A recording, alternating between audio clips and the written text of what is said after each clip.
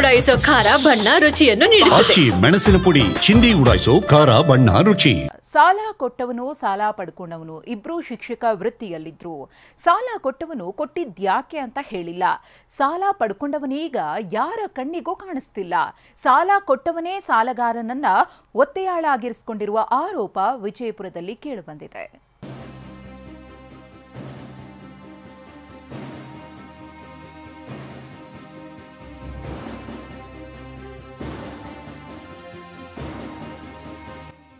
ತಾಯಿ ಜೊತೆ 4 ಅಣ್ಣ ತಮ್ಮಂದಿರು. ಮನೆ ಮಹಾಲಕ್ಷ್ಮಿ ಮಡದಿಯೂ ಇದ್ದಾಳೆ. ಆದರೆ ಒಡೆಯ ಇಲ್ಲದ ಮನೆಯಲ್ಲಿ ಕ್ಷಣ ಕ್ಷಣಕ್ಕೂ ಆತಂಕವೇ ಕಾಣ್ತಿದೆ. 31 ಲಕ್ಷ ಸಾಲ, ಅಕ್ರಮ ಬಂಧನದಲ್ಲಿ ಶಿಕ್ಷಕನನ್ನೇ ಒತ್ತೆಯಾಳಾಗಿಸಿಕೊಂಡ್ರ ನಿವೃತ್ತ ಶಿಕ್ಷಕ. ಇವರು ರೇಷ್ಮಾ. ವಿಜಯಪುರ ಜಿಲ್ಲೆ ದೇವರ ಹಿಪ್ಪರಿಗೆಯ ಪಡಗನೂರಿನ ರೇಷ್ಮಾ ಉದಯ್ ಕುಮಾರ್ ಬಾವಿಮನಿ ಅನ್ನೋರನ್ನ ಮದುವೆಯಾಗಿ ಬದುಕು ಕಟ್ಟಿಕೊಂಡಿದ್ರು. ಬೆಂಗಳೂರಿನ ಖಾಸಗಿ ಶಾಲೆಯೊಂದರಲ್ಲಿ ಉದಯ್ ಕುಮಾರ್ ಶಿಕ್ಷಕನಾಗಿದ್ದ. ಆದರೆ ಏನು ಅನಿವಾರ್ಯತೆಯೋ ಬಸವನ ಬಾಗೇವಾಡಿಯ ಪ್ರಭಾಕರ್ ಡವಳಗಿ ಅನ್ನೋ ಇದೇ ನಿವೃತ್ತ ಶಿಕ್ಷಕನಿಂದ 31,50,000 ಸಾಲ ಪಡೆದಿದ್ರಂತೆ.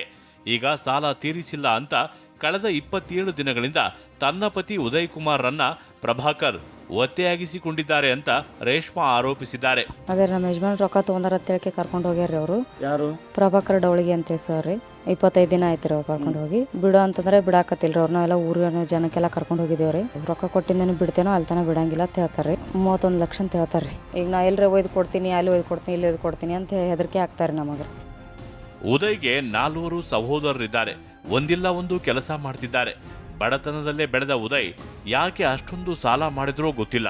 ಇನ್ನು ಬೆಂಗಳೂರಿನಿಂದ ಗೋವಾಗೆ ತೆರಳಿದ್ದಾಗ ಅಲ್ಲಿಂದಲೇ ಉದಯ್ನ ಎತ್ತಾಕೊಂಡು ಹೋಗಿದ್ದಾರೆ. ಎಲ್ಲಿರಿಸಿದ್ದಾರೆಂದು ಯಾರಿಗೂ ತಿಳಿದಿಲ್ಲ. ಊರ ಹಿರಿಯರನ್ನ ಕರೆದೊಯ್ದು ಉದಯ್ ಬಿಡುವಂತೆ ಮನವಿ ಮಾಡಲಾಗಿತ್ತು. ಸಾಲ ತೀರಿಸಿ ಆಮೇಲೆ ಬಿಡ್ತೇನೆ ಅಂತ ಪ್ರಭಾಕರ್ ಕಡ್ಡಿ ಮುರಿದಂತೆ ಹೇಳಿದ್ದಾರೆ. ಅಲ್ಲದೆ ರೇಷ್ಮಾಗೆ ಫೋನ್ ಮಾಡಿ ಎಷ್ಟು ದಿನ ಪತಿ ಬಿಟ್ಟಿರ್ತೀಯ ಅಂತ ಪ್ರಭಾಕರ್ ಬೆದರಿಕೆ ಹಾಕಿದ್ರಂತೆ. ಸಾಲ ತೀರಿಸಲು 3 ಎಕರೆ ಪಿತ್ರಾರ್ಜಿತ ಆಸ್ತಿ ಮಾರಾಟಕ್ಕೆ ಸಹೋದರರು ಮುಂದಾಗಿದ್ದಾರೆ. ಆದರೆ ದಾಖಲಾತಿ ಸಮಸ್ಯೆಯಿಂದ ಸೇಲ್ ಮಾಡಲಾಗ್ತಿಲ್ಲ. ನಮ್ಮ ತಮ್ಮನ ಹಿಡಿದಿರ್ತೇಳಿ ನಾವು ಬಂದಿದ್ದೆವು.